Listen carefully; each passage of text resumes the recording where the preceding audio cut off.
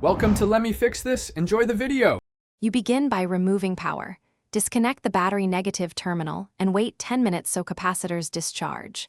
Next, remove trim or engine covers to expose the ABS control module. This saves time later.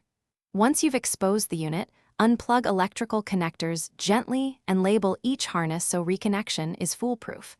Use the multimeter to verify 0 voltage at the connector.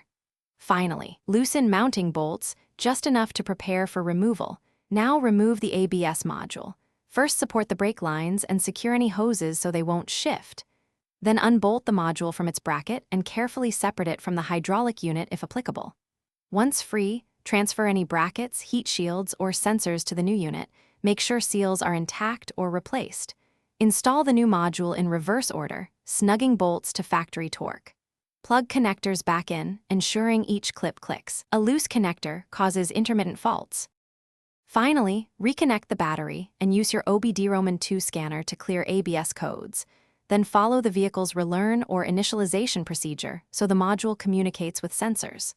Once done, perform a controlled low-speed test and a firm braking test on dry pavement to confirm ABS activation and that the warning light stays off. If a fault returns, make sure all connectors and ground points are tight.